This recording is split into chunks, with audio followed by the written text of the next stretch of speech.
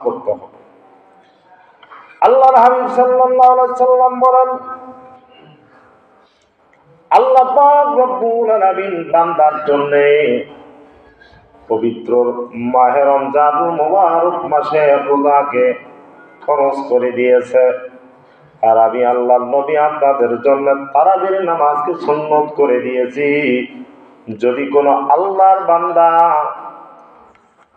আল্লাহর ভয়ে, নেকির আশায়, জান্নাতের আশায় যদি কোনো আল্লাহর বান্দা রোজা রাখে আর 30 দিনই তারাবি পড়ে, আমার সুন্নত কায়েম করে, আল্লাহর হুকুম রোজা ফরজ কায়েম করে, ওই ব্যক্তির আমলনামায় এত বেশি নেকি হয়ে যাবে আর তার গুনাহগুলো এমনি ভাবে পরিষ্কার হয়ে যাবে, সেজন্য মায়ের গর্ভ থেকে নিষ্পাপ সন্তান প্রসব করেছে।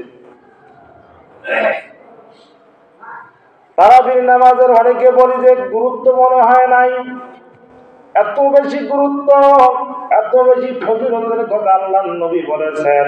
নিষ্পাপ হয়ে ওই ব্যক্তিটা বাড়িতে ফিরে যাবে, যেদিন সে ঈদুল ফিতরের নামাজ পড়বে তার গুনাহগুলো সব গুনাহ আল্লাহ মাফ করে দিবেন। এই জন্য আমরা তারা